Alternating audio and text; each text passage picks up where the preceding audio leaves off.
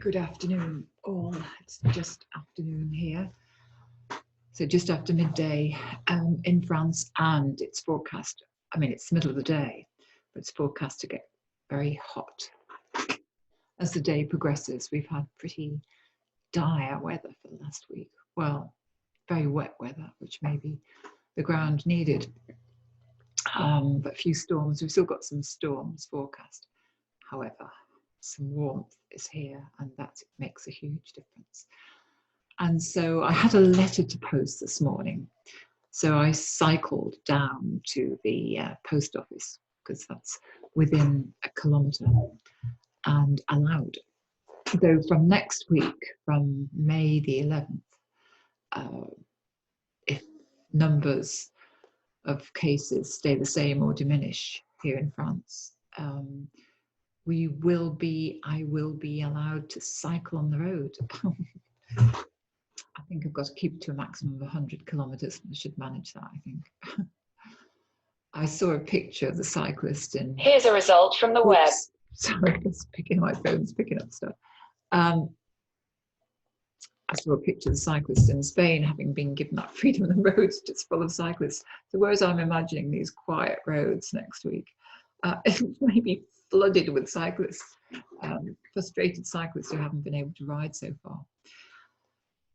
And on my way back from the post office, one of my neighbours, Hugh, I passed his house, and sometimes I see him, and he was out at the front of his house cutting back weeds growing up the telegraph pole. And we just started chatting, and he said, how did he put it? He said, I want to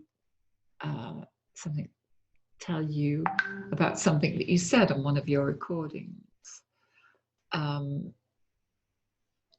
that was incorrect. I can't remember the exact words used, but it was very diplomatically put.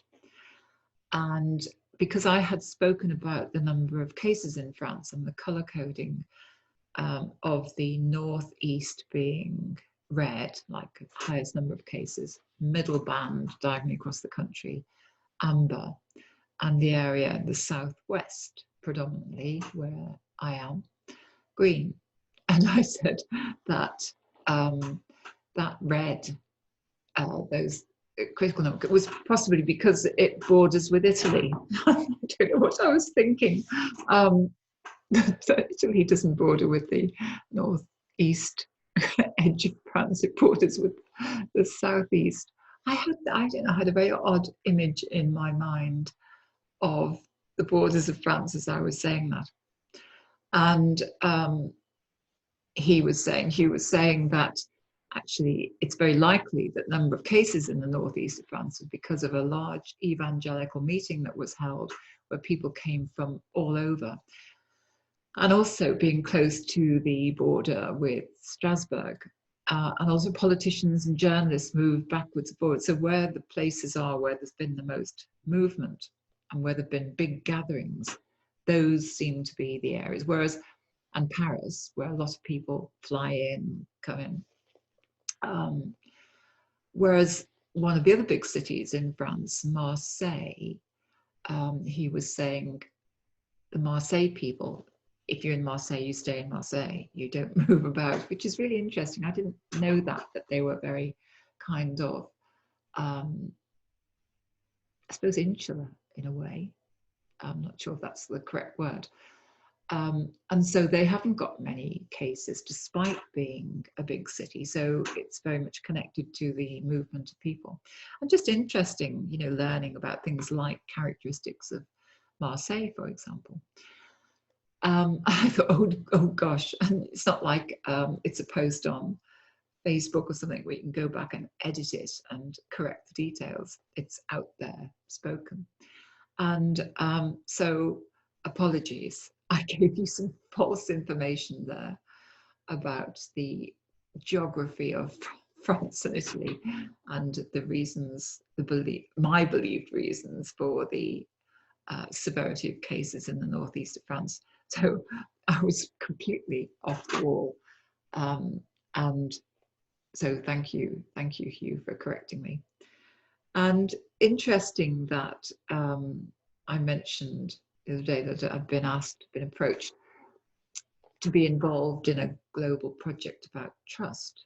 And that was a topic of conversation on morning television about ministers in the British government not just being honest about what they were saying about the situation. I mean, one was that they were saying when Boris Johnson, the Prime Minister, was in hospital and apparently very near death, they were saying he's fine and he's on top of things in the government. Now, I suppose you might not want people to panic, you know, if you think, well, the leader of the country is on his deathbed, so to speak. But it was said very convincingly that he's fine, you know, and da, da, da. And the other thing they were discussing was the sharing about the number of tests. There's 100,000 tests per day, which apparently has dropped back again since the target day, which was the end of April. And the people discussing this were saying, why didn't they just say, look, we kind of picked that figure out of the air, this setting 100,000, because it was a chaotic time. We really didn't know. We hoped it would be something that we could aim for. But it really was a kind of figure in the air that we've sort of achieved it, but we're still working towards it. Now that would have been the truth. So kind of what I'm doing, you know, in NLP terms, because I'm so interested in how to make a contribution to this big project on trust, is modeling what creates a climate of trust. And I think that being prepared to say you're wrong and apologize. I mean, if you're wrong all the time and apologizing, it says something about your validity of your position, whatever it might be.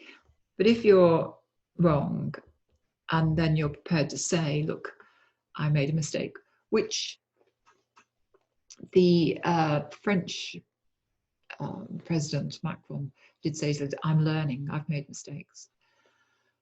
And I think that willingness to, or what I'm noticing, what I'm aware of, is that willingness to be truthful, to say, I was wrong, I made a mistake. This was how this came about, and I'm sorry. And to say sorry sincerely, I believe and I'm discovering, is one of those things that helps to create a climate of trust. So I'm just wondering whether there's anything in your experience where you recognize you may have been wrong, but you have to, no matter what the circumstances. I remember one of the, so just as a last point on this, one of the trainers that I had on my NLP training a long time ago, amazing set of trainers, many of them American, mostly American in fact. And it was just a completely different style of training than I had ever experienced before. And I'd experienced a lot of training. And one of them was a guy called David Gordon. And he was very provocative in his style. There were a number of things. It wasn't the regular things that he was saying. They were very, very valuable to me. But it's actually when things went kind of wrong and how he handled that I learnt. I think those things have stayed with me. You know, on one occasion, we had a very big group and we'd be pairing up with very different people in the group throughout the time. And this first group was together for a year. And there were certain people that probably several of us avoided because we didn't really like their style. They didn't create, and it was hard to create rapport with them. And one of these people challenged David Gordon and said, you telling me that this NLP is about studying the structure of experience. So isn't that all a bit scientific that you expect to be able to code experience in this way? And I was thinking at the time, oh, you know, if somebody asked me that question, how would I handle it? I'd be scrabbling around, you know, looking to how to reassure them, which probably would have been what I'd have attempted to do at that time. And David Gordon turned around and said, hey, buddy, this is what I do. I study the structure of experience. He said, this is my work. He said, if you don't like what I do, you're in the wrong queue. I was like, wow, oh, wow, this is incredible. I thought, that's it. Instead of trying to persuade somebody, he just said, this is who I am. And here you go.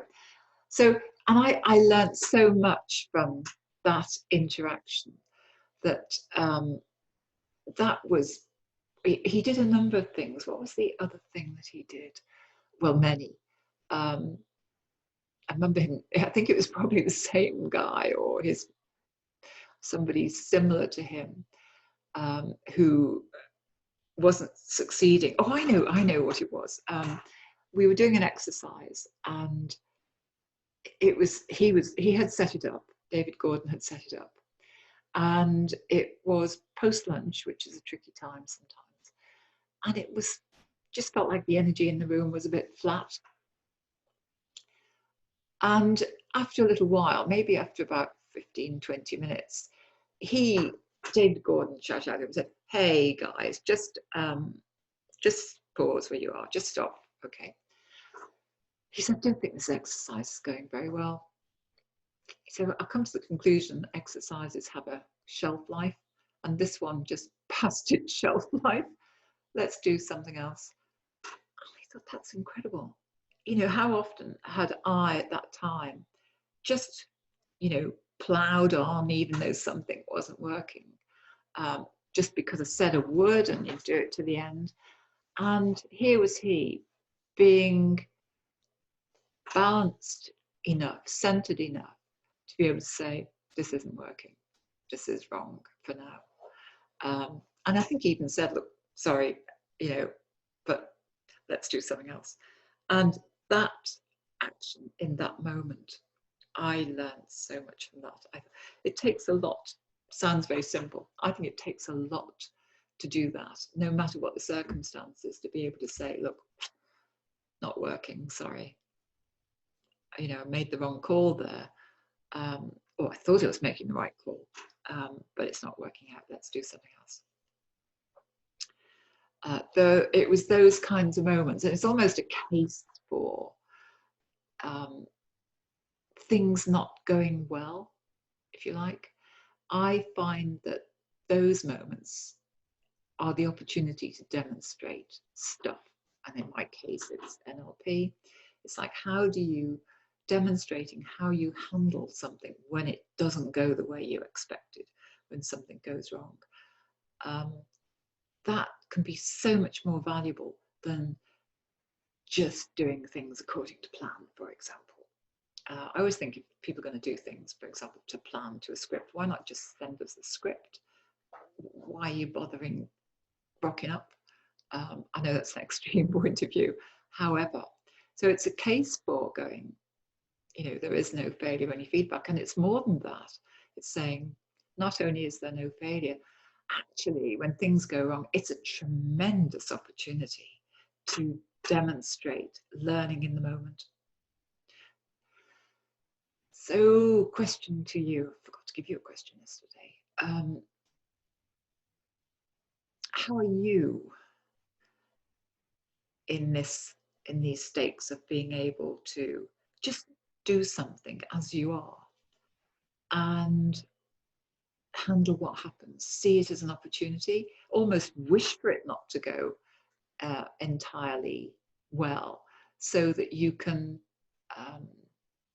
demonstrate the skill of handling that in a way that creates a trust and a climate of openness, honesty, and learning.